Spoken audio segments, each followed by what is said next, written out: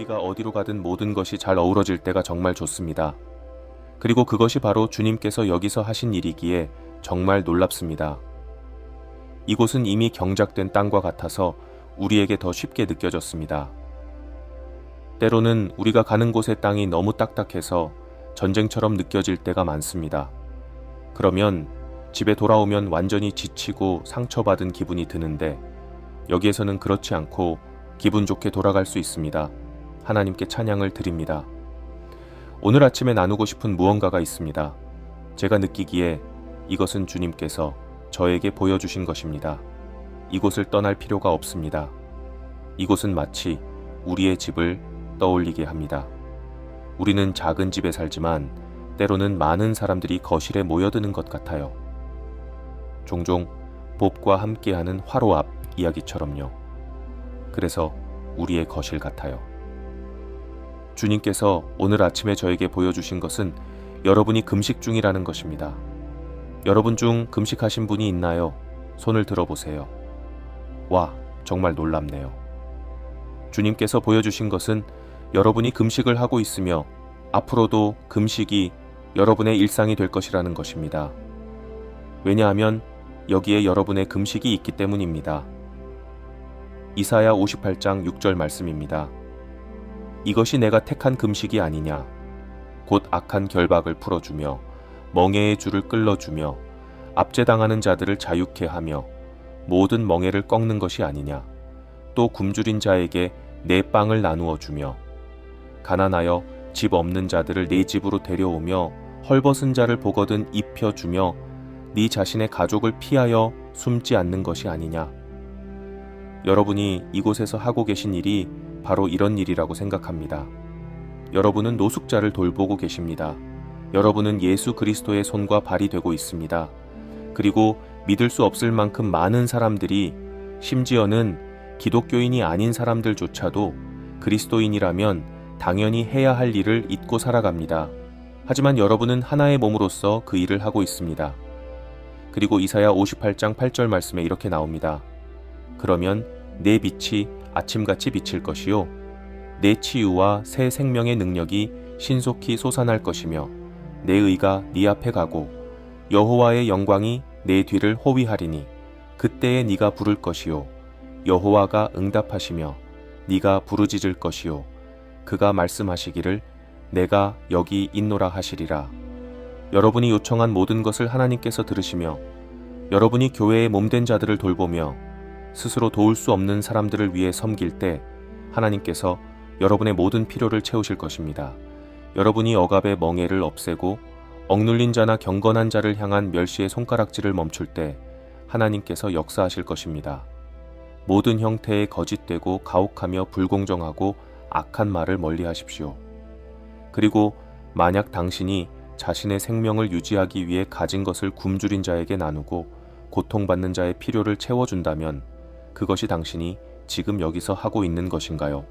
네, 그렇습니다. 그렇다면 당신의 빛이 어둠 속에서 떠오를 것이며 당신의 어둠과 암울함이 전고의 태양과 같아질 것입니다. 그것은 마치 하박국에 나오는 빗줄기처럼 될 것입니다. 당신의 손에서 빛의 광선이 나올 것이며 그것을 통해 굶주린 자에게 음식을 나누고 필요한 자를 입히며 병든 자를 치유하고 죽은 자를 일으키는 일을 할 것입니다. 그리고 주님께서 항상 당신을 인도하시며 가뭄과 메마른 곳에서도 당신을 만족하게 하시고 당신의 뼈를 강하게 하실 것입니다. 당신은 물이 끊이지 않는 샘과 같은 잘 가꾸어진 정원이 될 것입니다. 당신의 오래된 폐허들, 그것이 바로 당신의 유산인데 그것들이 다시 세워질 것이며 오랜 세월 동안 황폐했던 기반이나 건물들이 다시 일으켜질 것입니다. 이는 모두 유산에 관한 것입니다. 당신은 무너진 곳을 수리하는 자와 거주할 수 있는 길을 복원하는 자라고 불릴 것입니다. 저는 이 새로운 부흥이 바로 그것과 관련되어 있다고 믿습니다.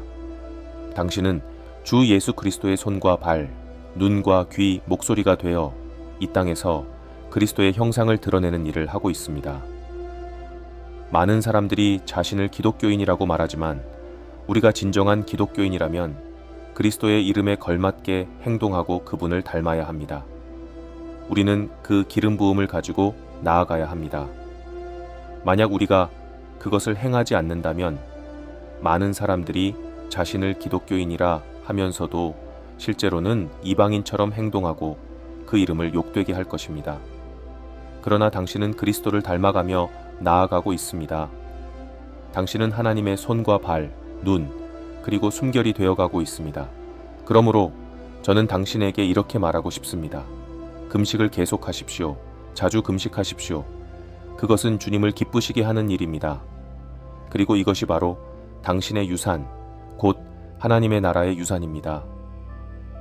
그러니 그 금식을 계속하십시오. 제가 느끼기에 당신들은 모든 교회들로부터 나온 남은 자들, 곧 레먼트입니다. 여기에는 많은 교회들이 있지만 당신들은 그 중에서 남은 자들입니다. 오늘 제 메시지는 바로 그들에게 전하는 것입니다. 이사야 11장 11절에서 하나님께서는 이스라엘의 남은 자를 두 번째로 손을 뻗어 구원하실 것이다라고 말씀하셨습니다. 저는 하나님께서 당신들에게도 손을 내밀고 계시다고 생각합니다. 남은 자라는 것은 항상 많은 전투를 거친 생존자들을 의미합니다. 그것은 또한 많은 상처를 통해 준비된 사람들을 뜻합니다. 당신들이 받은 모든 상처는 치유된 후에 흉터가 됩니다. 이 흉터는 마치 퍼플 하트처럼 주님께 큰 영광이 됩니다. 그리고 그것은 적에게도 경고가 됩니다. 이 사람을 건드리지 말라고 말이죠. 이 사람들은 절대 물러서지 않습니다. 그래서 주님께서 지금 당신들에게 손을 내밀고 계십니다. 느헤미야 11장은 이스라엘 전체를 언급하며 그중 10%를 예루살렘으로 데려오라고 말합니다. 예루살렘에 살기로 선택한 사람들, 곧 거룩함과 경건함 가운데 살기로 결단한 사람들이 주님의 손길을 받을 것입니다. 이스라엘 전체 중 10%가 예루살렘으로 데려와졌습니다. 여기서 저는 이스라엘 전체가 모든 교파와 은사주의자들, 그리고 그 외의 모든 사람들을 상징한다고 믿습니다. 하지만 그중 10%만이 진정으로 헌신된 자들이며 이 10%가 우리나라와 전 세계를 변화시키기에 충분합니다. 지금은 전 세계 나라들을 위해 기도하기 시작해야 할 때입니다. 그리고 예루살렘에 또 다른 건물이 있습니다. 아마도 1000명 중 1명 정도가 그곳에 거주할 것입니다. 그것은 시온, 거룩한 도시라 불리는 곳입니다. 저는 주님께서 여러분을 시온에 거하도록 초대하셨다고 믿습니다. 이제 저는 그 축복에 대해 말씀드리겠습니다. 교회는 항상 성경 구절을 인용하지만 그 말씀들에는 조건이 있다는 것을 아십니까? 주님은 죄에 대해 보상하지 않으십니다. 주님은 헌신과 의로움에 대해 보상하십니다. 지금은 몸된 교회에 의로움과 거룩함의 부르심이 임하고 있습니다. 최근에 주님께서 저에게 이와 관련된 가르침을 주셨습니다. 시편 48편 11절에서 13절을 보면 시온의 산을 돌아보고 그 망대들을 헤아리며 그 성벽들을 세밀히 살펴보라고 나옵니다. 시온의 딸들은 주님의 의로운 심판으로 인해 기뻐할 것입니다. 시온에 있는 사람들은 의로운 심판을 기뻐할 것입니다. 시온을 돌아다니며 그 높은 망대와 고귀한 행적들을 기억하십시오. 과거를 되돌아보며 우리가 어디에서 왔는지, 교회가 어디에서 출발했는지를 상기하십시오. 이는 지금의 약속이 무엇인지 알게 할 것입니다. 과거에 교회가 이루려 했지만 성취하지 못한 일들이 많습니다. 제가 생각하기에 그 일이 이루어지지 못한 이유는 단 하나입니다. 교회가 중도에 포기했기 때문입니다. 지금은 포기할 때가 아닙니다. 지금은 실천할 때입니다. 이는 정말 좋은 말씀입니다. 시온의 궁전과 성당을 돌아보며 다음 세대에 그 이야기를 전하십시오. 실망을 잊고 이제는 증언을 나누기 시작할 때입니다. 제가 말씀드렸듯이 1000명 중 1명이 하나님과 깊은 관계를 맺고 두 사람이 함께 모이면 주님께서 그들 가운데 함께 하실 것입니다. 이는 특히 이곳의 리더십이 때때로 함께 모이는 것이 정말 중요하다는 것을 의미합니다.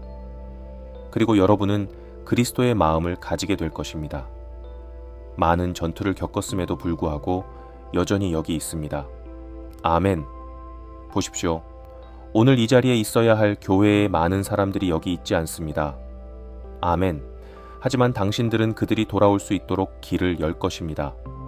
그러나 지금 이 자리에 있는 당신들은 신실하기 때문에 여기 있습니다. 당신들은 하나님을 찾고 있으며 계속해서 그분을 찾는다면 반드시 그분을 발견할 것입니다. 시편 102편 13절에서 16절은 이렇게 말합니다.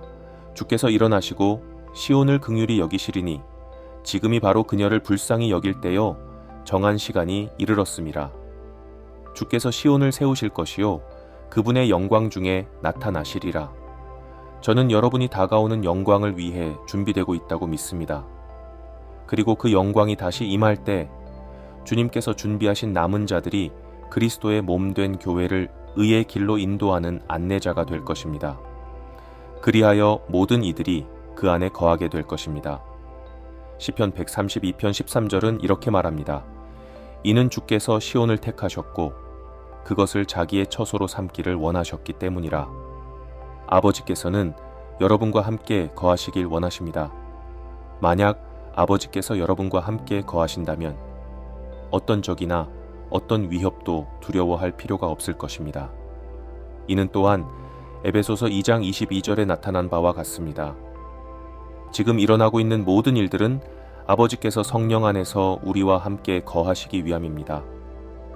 아버지는 영이시며 우리의 영 안에서 그분과의 교제를 원하십니다.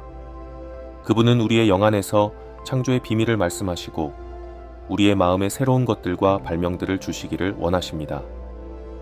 현재 많은 그리스도인들이 새로운 발명품을 연구하고 있으며 이는 재정을 전 세계에서 하나님의 나라로 전환시키는 열쇠가 될 것입니다. 그 중 하나가 C-퓨전이라 불립니다. 만약 당신이 C-퓨전에 대해 모르신다면 그것은 물을 분리하여 두 가지 강력한 에너지원, 즉 산소와 수소를 생성하는 것입니다.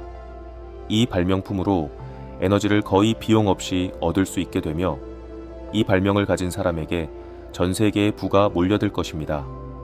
또한 자연계에서도 암 치료와 관련된 발명들이 나타나기 시작하고 있습니다. 그러나 영적인 면에서는 주님께서 암 환자를 위해 기도할 마음을 가진 사람들을 찾고 계시다고 믿습니다. 저는 많은 암이 치유되는 것을 보았습니다. 하지만 더 많은 치유가 이루어지지 않는 이유는 우리가 시도조차 하지 않기 때문입니다. 시도하지 않으면 아무 일도 일어나지 않을 것입니다. 그러나 저는 뛰어난 암 치유가 이루어지는 것을 보았습니다.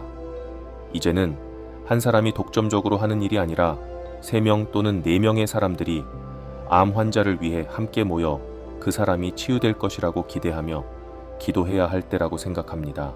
그 사람이 완전히 나을 때까지 계속 기도하십시오. 첫 번째 시도에서 치유되지 않더라도 포기하지 말고 계속하십시오. 이것이 진정성을 보여주는 것입니다. 제가 여기서 말하고 있는 것은 시온입니다. 이사야 28장 16절에서 주 하나님께서 말씀하시기를 보라. 내가 시온에 한 기초 돌을 두었나니 시험을 거친 귀한 모퉁이 돌이라고 하셨습니다. 그리고 확실한 기초로서 이 돌을 믿고 신뢰하며 의지하는 자는 부끄러움을 당하지 않으며 갑작스러운 공포나 패닉에 휩싸이지 않을 것입니다. 지금 우리는 패닉의 시대에 살고 있지만 당신은 그럴 권리가 없습니다. 제가 이미 말씀드렸듯이 현재 미국에는 4가지 주요 심판이 임하고 있지만 당신에게는 그것들이 적용되지 않습니다. 그것들은 당신에게 불법적이며 주님께서 당신을 보호하실 것입니다. 불안은 우리 몸에 심각한 영향을 미칩니다. 당신의 간 근처에는 에너지가 모이는 주머니가 있는데 이것이 당신의 하루 활동을 지탱합니다. 이 에너지는 흉선으로 전달되어 통증 완화와 면역 체계를 강화합니다. 그러나 불안에 빠지면 이 에너지가 근육으로 전달되어 제대로 사용되지 못하고 배의 옆부분으로 흘러내려서 효소를 파괴하며 화끈거리는 통증을 유발합니다. 5분간의 불안은 8시간 동안 땅을 파는 것보다 더 피곤하게 만듭니다. 불안은 당신이 자신에게 집중하고 주님에게서 시선을 떼게 할 때 생깁니다. 그러나 주님께 집중하면 불안은 당신을 괴롭힐 수 없습니다. 불안은 유일한 용도가 있을 때도 있지만 대부분은 두려움을 초래합니다. 두려움은 큰 악마와 작은 하나님을 보는 것과 같습니다. 두려움과 불안은 모두 불법적입니다. 제가 본 불안이 유용했던 유일한 사례는 자동차가 한 남자 위로 떨어졌을 때였습니다. 저와 형제가 달려가서 그 자동차를 들어 올렸고 사람들을 구할 수 있었습니다. 그러나 다음 날 우리가 같은 자동차를 들어 올리려고 했지만 전혀 움직일 수 없었습니다. 이것이 불안이 도움이 되었던 유일한 경우입니다. 불안은 두려움을 낳고 두려움은 자아중심에서 비롯됩니다. 당신이 머리로만 생각하고 믿음을 마음에 두지 않으면 두려움과 불안이 당신을 삼킬 것입니다. 이는 감각을 담당하는 뇌의 부분에 압박을 가하여 심각한 우울증이나 죽음까지 초래할 수 있습니다. 우울증에 대해 제가 오래전 깨달은 점은 우울증은 자신의 문제를 다른 사람에게 탓하는 것에서 비롯된다는 것입니다. 그러나 자신의 죄를 회개하면 주님께서 용서하시고 우울증에서 벗어날 수 있습니다. 앞으로 우울증은 점점 심각해질 것이며 사람들은 마치 좀비처럼 될 것입니다. 당신의 임무는 그들을 자유롭게 하고 믿음을 심어주는 것입니다. 특별히 구원받지 못한 자들에게 그리스도를 전해야 합니다. 불안을 극복하는 가장 좋은 방법은 사람들이 자신의 죄를 인정하고 회개하도록 돕는 것입니다. 자신이 지은 죄를 인정하고 아버지께 나아가 회개하면 하나님께서 죄를 지우시고 당신도 그것을 잊을 수 있습니다. 오직 마귀만이 그것을 기억하려 할 것입니다.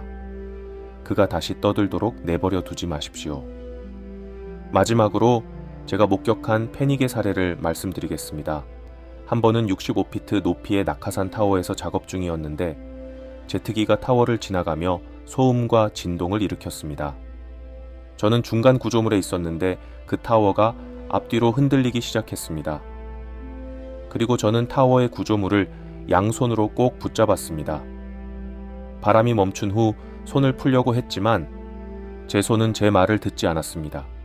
제 마음도 처음으로 제가 원하는 대로 움직이지 않았습니다. 저는 그 자리에 앉아 생각했습니다. 이제 어떻게 해야 할까? 아무것도 할 수 없구나. 제가 완전히 자아중심적이었기 때문입니다. 그 순간 저는 예수님의 이름을 떠올렸습니다. 예수님 도와주세요 라고 외치자 제 손이 풀렸습니다. 이것이 바로 우리가 그리스도 중심적이 되어야 하는 이유입니다. 그렇게 되면 이런 모든 상황을 극복할 수 있습니다. 주님께서는 당신이 즉시 승리 가운데 걷기를 원하십니다. 불안이 당신의 하루를 지배하도록 놔둘 필요가 없습니다. 두려움에 사로잡힐 필요도 없으며 우울증이 당신의 삶을 갉아먹게 내버려둘 필요도 없습니다. 공포가 당신을 무너뜨리게 해서는 안 됩니다.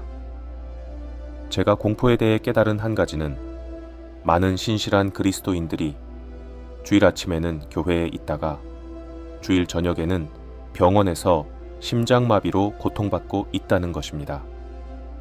그런데 검사 결과를 보면 그것은 단순한 공황 발작인 경우가 많습니다.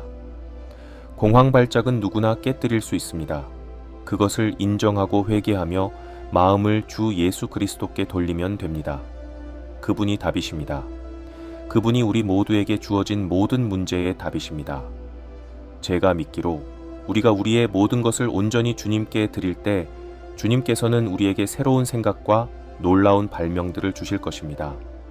앞으로 10년 동안 그리스도인들은 그리스도의 마음을 통해 새로운 발명들을 받으며 세상을 주도하게 될 것입니다. 이는 헌신과 시온 위에 임한 축복 때문입니다. 이사야 28장 17절 말씀을 보면 또 나는 정의를 줄로 삼고 의를 저울추로 삼으리니 우박이 거짓의 피난처를 쓸어버리겠고 물들이 숨는 곳들을 넘쳐 흐르리라고 기록되어 있습니다. 정의는 몸된 교회의 도덕적 기준을 다시 세우는 것을 의미하며 의는 의로운 자들이 다시 나타날 준비를 하라는 뜻입니다. 저에게 도덕은 십자가의 수평선과 같고 의는 십자가의 수직선과 같습니다. 정의와 의가 다시 교회로 돌아올 것입니다. 교회의 많은 이들이 더 이상 의롭거나 거룩할 필요가 없다고 믿기 시작했습니다. 그러나 그렇지 않습니다. 뉴 에이준동의 사람들조차 제 기적을 보며 모든 과정을 이해했지만 그들은 아무것도 할 수 없었습니다. 왜냐하면 능력은 정의와 의를 통해서만 오기 때문입니다. 우리가 시작해야 할 일은 바로 이것입니다. 이사야 52장 1절 말씀입니다. 깨어라, 깨어라, 내 힘을 입으라. 시온이여, 내 아름다운 옷을 입으라. 예루살렘 거룩한 성이여, 이제 다시는 할례받지 않은 자나 부정한 자가 내게로 들어오지 아니하리라. 주님께서는 우리를 하나님의 더 높은 길로, 더 고상한 길로 부르고 계십니다. 깨어나고 힘을 입으며 아름다운 옷을 입으라는 부르심입니다. 이사야 46장 13절은 이렇게 말합니다. 내가 나의 의를 가깝게 하였으니 이스라엘을 구원하는 일이 멀지 아니하며 나의 구원이 지체하지 아니하리라. 내가 시온의 구원을 두어 이스라엘에게 나의 영광이 되게 하리라. 주님께서는 시온에서 구원을 주시고 이스라엘에게 그분의 영광을 주실 것입니다. 우리는 그들에게 시온으로 가는 길, 정의와 의의 길을 보여주어야 합니다. 예레미야 50장 5절에서는 사람들이 시온으로 가는 길을 물으며 얼굴을 그쪽으로 향하고 오라, 우리가 영원한 언약으로 주님과 연합하자. 이 언약은 잊혀지지 않을 것이다 라고 말할 것입니다.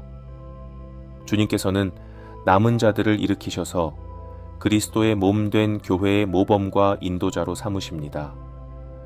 도덕과 의가 교회 안에서 회복될 때 능력이 의를 통해 부여될 것입니다. 저는 남은 자들이 새로운 능력 안으로 들어오라는 부르심을 받고 있다고 믿습니다. 시편 87편으로 가보면 이것이 바로 여러분이 누구인지를 나타낸다고 믿습니다. 여러분은 교회에서 남은 자들로 생존자들입니다. 저는 여러분이 교회에서 나와 훈련을 받거나 교회의 길을 보여주기 위해 부름받았다고 생각합니다. 최근 저는 하늘이 땅에 닿는 비전을 보았는데 이는 온갖 치유와 놀라운 일들이 일어날 것이라는 뜻입니다. 저는 그것이 올해 일어날 것이라고 믿습니다. 하지만 모든 사람들에게 일어나는 것이 아니라 시온에서 나온 사람들에게 일어날 것입니다. 시편 87편 1절부터 읽어보면 그 거룩한 산 위에 세워진 성 예루살렘, 하나님께서 친히 설립하신 성전 위에 서 있도다 라고 기록되어 있습니다. 시온은 예루살렘의 작은 부분에 위치한 거룩한 산에 있습니다. 주님께서는 모든 이스라엘의 거주지보다 시온의 성문들을 더 사랑하십니다.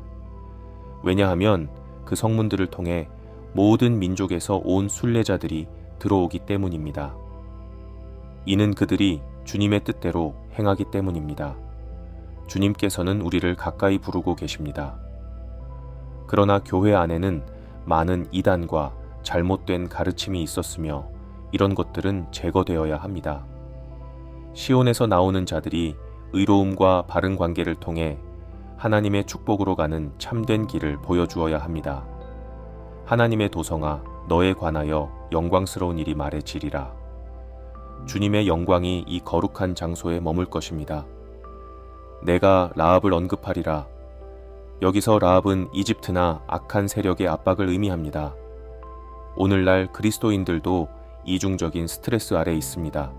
앞으로 큰 스트레스가 올 것입니다. 만약 그리스도인들이 믿고 신뢰하기 시작하지 않는다면 세상 사람들과 아무런 차이가 없을 것입니다. 그러나 믿는 자들은 시온의 문에 들어가고 그곳에서 답을 얻게 될 것입니다. 바벨론은 하나님의 도성을 아는 자들 중 하나로 언급되는데 바벨론은 혼란을 의미합니다. 지금도 큰 혼란이 일어나고 있으며 일부 이단 사상과 혼란이 교회에 들어왔습니다. 이러한 혼란과 이단을 제거하기 위해 진리의 영이 임할 것입니다. 혼란은 곧 노예 상태입니다. 만약 당신이 벗어날 수 없는 죄를 짓고 있다면 그 죄에 중독되어 있는 것입니다. 당신은 그 죄의 노예입니다. 그러나 시온의 백성들 위에 임할 기름 부음은 사람들을 이러한 노예 상태에서 해방시킬 것입니다. 마약, 술, 성적 타락 같은 것들로부터 사람들을 자유롭게 할 엄청난 기름 부음이 올 것입니다. 주님께 가까이 나아가는 사람들에게 이 능력이 주어질 것입니다. 이들은 사람들을 해방시키고 그 자유를 유지하게 할 것입니다. 보라, 블레셋과 두로와 에티오피아가 있다. 여기서 블레셋은 돈에 대한 집착, 곧 돈이라고 해도 과언이 아닌 것을 의미합니다. 어떤 수단을 써서든 돈을 얻으려는 것을 말합니다. 하지만 주님께서는 우리의 필요를 채우실 것입니다.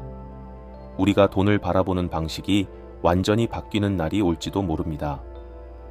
성경에는 이러한 상황에 대한 수많은 메시지가 있습니다. 내가 의로운 자가 버림받거나 그의 자손이 구걸하는 것을 본 적이 없도다라는 말씀처럼요. 하나님의 나라는 먹고 마시는 것이 아니라 의와 평강과 기쁨 안에 있습니다. 의로운 자들에게 약속된 모든 축복들이 성취될 것입니다. 에티오피아는 여기서 어두운 본성을 상징한다고 생각합니다.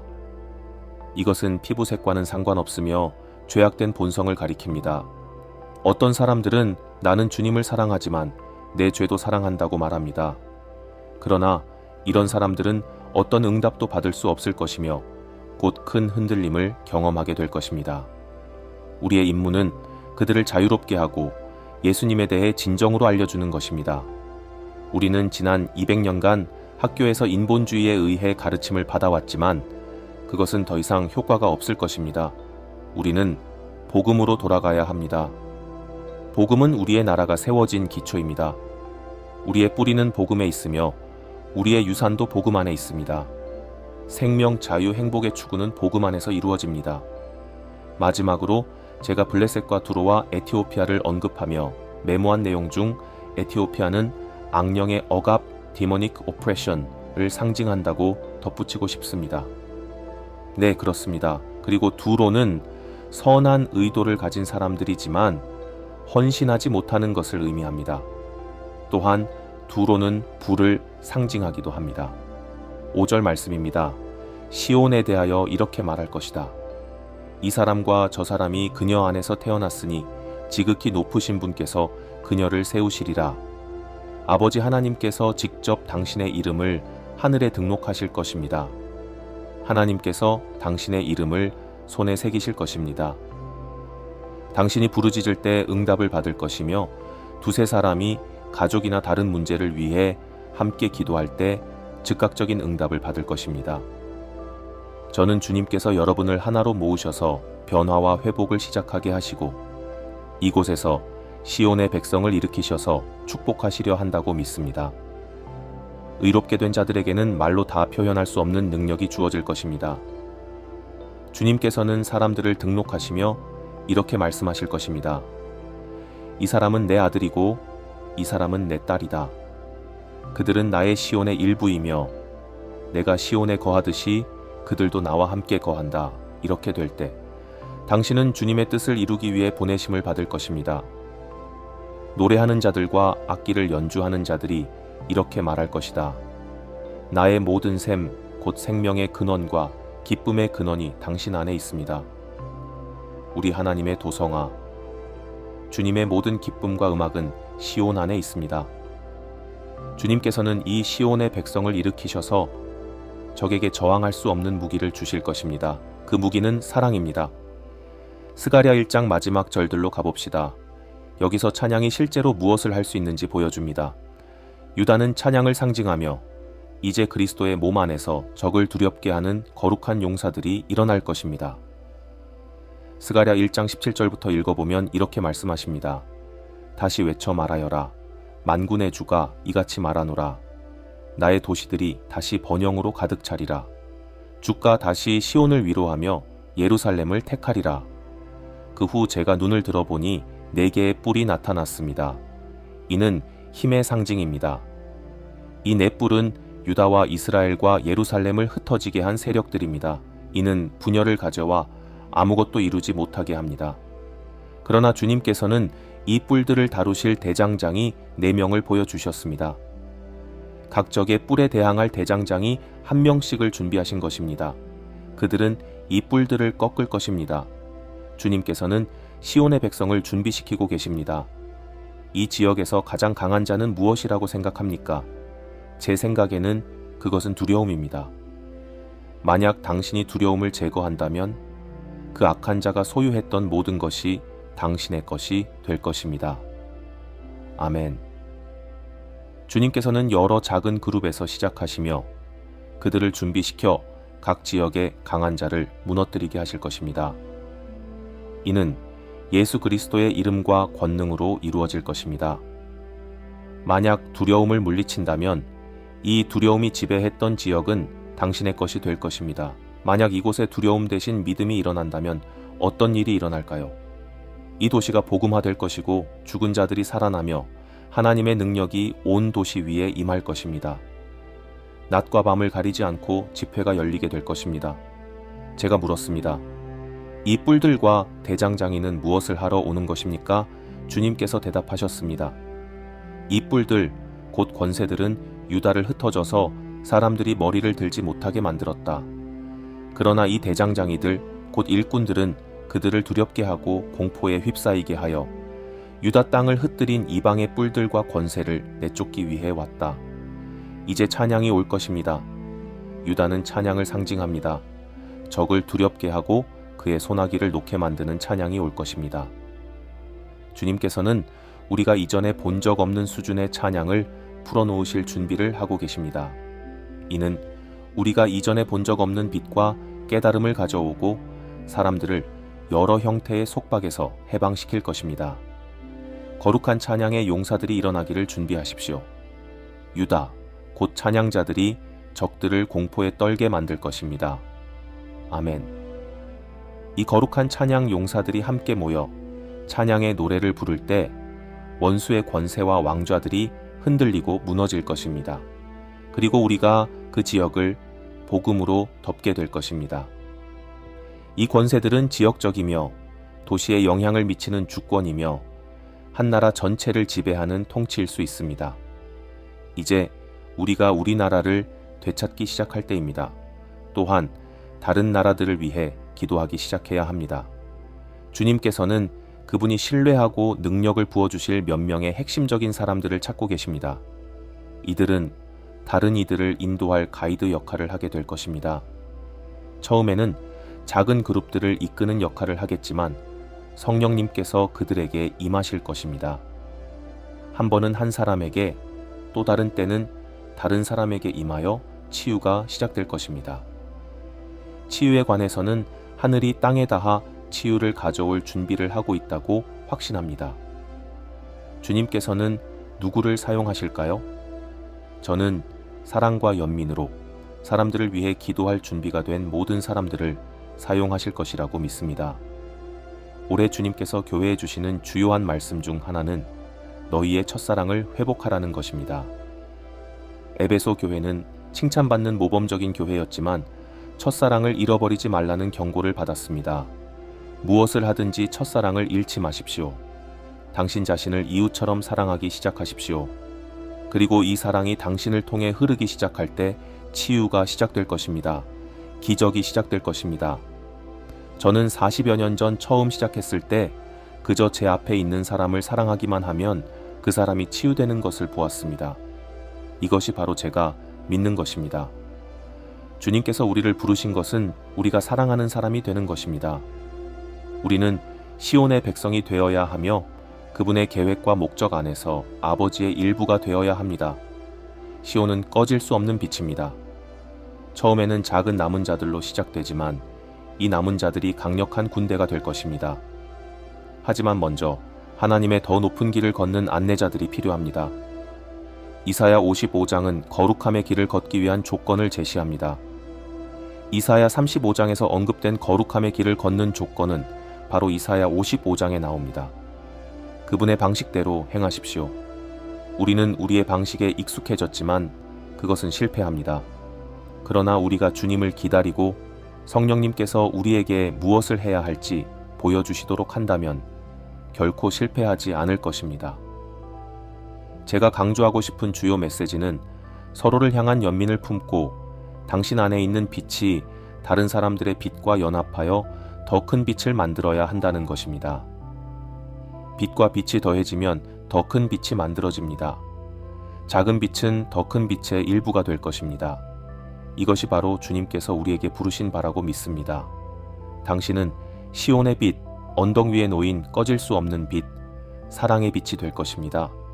오늘 아침 저는 주님의 메시지가 담긴 글을 읽다가 한 구절이 제 눈길을 끌었습니다. 그것은 제가 몇 주 동안 주님께 들었던 구절과 같은 표현이었습니다. 그 구절은 최고의 시간과 최악의 시간이라는 것이었습니다. 주님께서 저에게 말씀하시기를 이사야 60장이 바로 그것이라고 하셨습니다.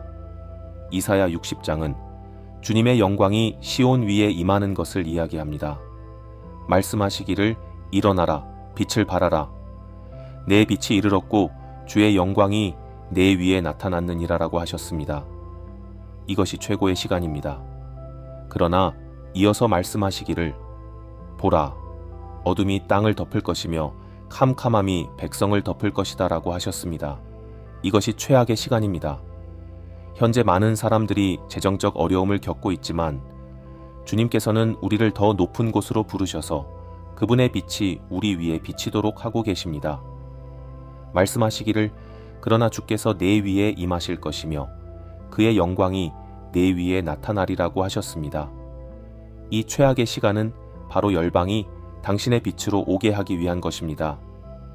주님께서는 이렇게 말씀하십니다. 열방이 내 빛으로 오며 왕들이 내 빛남의 광채로 오리라. 당신의 눈을 들어 주위를 둘러보십시오. 사람들이 모두 모여 당신에게로 올 것입니다. 당신의 아들들이 멀리서부터 오며 주님의 빛이 당신 안에서 밝게 빛날 것입니다. 그리고 당신의 딸들은 팔에 안겨 올 것이다 라는 말씀이 있습니다.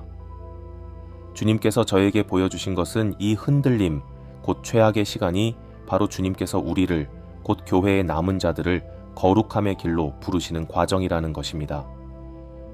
주님께서 우리를 그분께 가까이 부르셔서 돌보시며 우리가 이 마지막 시대의 부흥과 하나님의 역사를 이끄는 인도자가 될 수 있도록 준비시키십니다. 또한 교회로 몰려오는 수많은 사람들을 받아들이도록 우리를 준비시키고 계십니다. 이것이 바로 우리의 부르심입니다. 맞지 않습니까? 이는 곧 악한 권세와 지배 세력들을 끌어내리고 그 위에 하나님의 통치를 세우는 것을 의미합니다. 저는 이 일이 시작되었다고 믿습니다. 그러나 이 일은 처음에는 작은 남은 자들로 시작될 것입니다. 그들은 여러 곳에서 모여야 할 필요가 있으며 서로 연합하게 될 것입니다. 그리고 함께 협력하여 그들의 도시에 하나님의 통치를 가져올 것입니다. 그 도시를 하나님께 바치는 것입니다. 지금도 이러한 일이 어느 정도 진행되고 있다고 봅니다. 특히 아주 부유한 사람들이 성령님의 음성을 듣고 그들의 재산을 교회에 투자하는 모습을 보았습니다. 물론 모든 사람이 이렇게 하리라는 보장은 없지만 저는 그것이 일어나고 있음을 보고 있습니다. 왜 성령님께서 교회를 세우고 계실까요? 그것은 100년 후에도 사람들이 구원받을 수 있도록 하기 위함입니다. 우리는 지금 새로운 시작, 새로운 탄생의 시기에 있습니다. 하나님의 성령과의 연합 속에서 새로운 탄생이 이루어지고 있습니다. 만약 당신이 하나님의 성령과 연합되어 있다면 당신 안에는 모든 시대의 지혜가 존재합니다. 성령님께서 당신 안에 거하시며 그분 안에 모든 지혜가 있습니다. 그분의 주요 목적은 시온의 아들과 딸들, 곧 하나님의 아들과 딸들을 세우는 것입니다. 최근 갈라디아서 4장에 대해 주님께서 말씀하고 계십니다. 갈라디아서 4장 1절에서는 이렇게 말합니다. 내가 또 말하노니 상속자가 어린아이일 동안에는 모든 것의 주인이지만 종과 다를 바가 없고, 이 구절은 지금 우리의 상태를 말하고 있지만 이것이 우리가 머물러야 할 상태는 아닙니다. 많은 사람들이 이제 어린아이의 상태를 넘어서고 있습니다. 휘오스라는 단어는 성숙한 아들과 딸을 의미합니다. 이것은 아버지가 그들에게 유산을 맡길 수 있을 만큼 성숙한 상태를 말합니다. 이곳에 얼마나 많은 휘오스가 있는지는 모르겠지만 단 2사람만 있어도 이 지역 전체에 영향을 미칠 수 있습니다. 저는 이곳에 그 이상의 사람들이 있다고 믿습니다. 휘오스는 성숙한 아들과 딸을 의미합니다. 이곳에 계신 여러분 중 일부가 바로 그 단계에 있다고 믿습니다. 여러분은 함께 모여 우리가 어디로 나아갈지 결정하게 될 것입니다. 구속받은 자들은 주님의 말씀을 그분의 이름보다 더 소중히 여깁니다. 아버지께서는 매우 분명히 말씀하셨습니다. 내가 교회에 모든 권위를 주었다. 그런데 왜 우리는 그 권위를 충분히 사용하지 못하고 있을까요? 그것은 우리가 오류를 허용했기 때문입니다. 우리가 올바른 권위 아래로, 올바른 사랑 아래로 돌아간다면 모든 창조물 위에 있는 권위가 우리에게 더 많이 임할 것입니다. 저는 이 권위가 폭풍, 죽음, 질병, 전염병 등 모든 것 위에 있다고 믿습니다. 앞으로 닥칠 전염병들은 우리를 향해 오지 못하도록 막을 수 있습니다. 저는 실제로 이러한 전염병이 중단되는 것을 보았습니다. 해로운 상황이 멈추는 것을 목격했습니다. 그러니 이렇게 선언하십시오. 나는 성장할 것이며 아버지께서 하시는 일들을 행할 것이다. 나는 주님께서 행하셨던 일들을 할 것이다. 이사야 60장은 정말 중요한 메시지를 담고 있습니다. 그것은 최고의 시간과 최악의 시간에 관한 것입니다. 최고의 시간은 빛, 깨달음, 빛의 도시를 말합니다. 반면 최악의 시간은 상상조차 할 수 없는 깊은 어둠을 나타냅니다.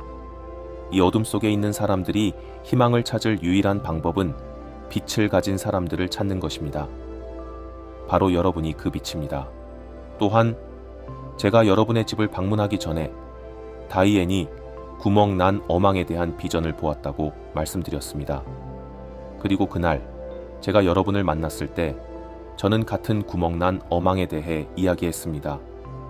이 비전이 의미하는 것은 지금 주님께서 우리를 서로 연결하도록 부르고 계신다는 것입니다.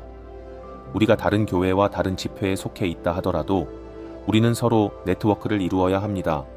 왜냐하면 우리에게로 몰려올 아들들과 딸들, 즉 빛을 향해 나아오는 이 남은 자들을 우리가 함께 감당해야 하기 때문입니다. 단 한 교회도 홀로 설 수 없습니다. 특히 지역적으로 다른 교회와 사역들과 손을 맞잡아야 합니다. 제가 동남쪽 지역에 대해 언급했던 것처럼 우리는 서로 연합해야 합니다. 우리가 이렇게 연합한다면 어망의 구멍이 채워질 것입니다. 주님께서 저에게 말씀하셨던 것처럼 마이크, 네트를 작업하라, 즉 네트워크를 만들라는 뜻입니다. 우리가 사역들을 하나로 묶는다면 이 추수의 시기에 효과적으로 사람들을 모을 수 있을 것입니다. 그러나 지금까지 우리는 베드로가 그랬던 것처럼 우리의 방식대로 물고기를 잡으려고 했습니다. 하지만 네트에 구멍이 있다면 물고기는 그 구멍으로 빠져나가고 말 것입니다. 이제는 이 네트를 제대로 엮어야 할 때입니다. 베드로가 배의 잘못된 쪽에 그물을 던졌을 때는 물고기를 잡지 못했지만 주님께서 말씀하신 대로 배의 오른쪽에 던졌을 때 어떤 일이 일어났습니까? 그렇습니다.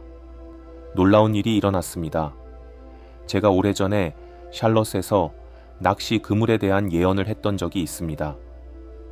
그것은 베드로의 낚시 그물에 관한 이야기였으며 이를 지미 스웨거트의 낚시 그물로 상징적으로 보았습니다. 지미 스웨거트의 낚시 그물이 다시 풀려 사용될 것이며 많은 물고기를 잡을 수 있는 그물이 될 것이라는 내용이었습니다. 지미 스웨거트만큼 위대한 복음 전도자는 없었습니다. 그러나 그 그물은 이제 다양한 교회와 사역들로 구성된 네트워크가 되어야 한다는 것이었습니다. 여러 종류의 물고기들이 함께 모여 그 그물이 사용될 것이라고 했습니다. 제가 그 예언을 작성한 예배 후 한 남자가 통로를 따라 걸어왔습니다. 그의 어깨에는 거대한 낚시 그물이 걸려 있었습니다. 저는 항상 낚시 그물을 상징적인 성도로 생각했지만 실제로는 그렇지 않았습니다. 그것은 원형의 실제 그물이었으며 직경 12피트에 달하는 이 그물을 던질 수 있는 숙련된 사람이 필요했습니다. 그 남자는 어부가 아니었지만 주님께서 그에게 그 그물을 사라고 말씀하셨다고 합니다. 그는 그 그물을 사서 자신의 차에 실었고 노스캐롤라이나로 운전하던 중 주님께서 그에게 모닝스타 집회에 들르라고 하셨습니다. 그는 그 집회에 대해 들어본 적도 없었지만 순종하여 그 그물을 가져갔습니다. 그는 자신을 존이라고 소개하며 플로리다에 거주한다고 말했습니다. 그는 주님께서 자신에게 이 그물을 사라고 말씀하셨고 왜 그런지 모르지만 이 집회에 참여하게 되었다고 했습니다.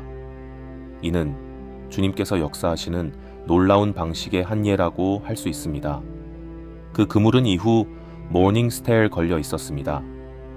주님께서 그 당시 주셨던 메시지는 분명합니다. 그물의 구멍을 메우라. 물고기들이 빠져나가지 않도록 서로 연결되고 결합되어야 한다는 것이었습니다. 이는 교회와 사역들이 서로 협력하고 연합하여 복음의 추수에서 물고기를 놓치지 않는 것을 의미합니다. 세대와 사명을 향한 말씀, 오늘날 우리의 세대에서 적은 의도적으로 우리의 의로운 역사를 덮으려고 애쓰고 있습니다. 그는 우리로 하여금 약자처럼 느끼게 하며 그리스도인으로서 우리의 목소리를 단지 주일 예배에만 국한시키려 합니다. 또한 우리가 믿음의 입장을 취하는 것에 대해 마치 사과해야 하는 듯한 분위기를 만듭니다. 그러나 제가 말씀드리고 싶은 것은 그렇지 않다는 것입니다. 저는 이 나라를 포함하여 모든 그리스도인들에게 이렇게 선포하고 싶습니다. 여러분은 주님 안에서 강하고 담대해야 합니다. 우리의 믿음과 목소리는 단지 예배당 안에 갇혀 있어서는 안 됩니다. 세상 가운데에서 우리의 빛을 비추어야 합니다. 주님께서 우리를 부르신 목적을 기억하고 연합하여 복음의 추수에 힘써야 합니다.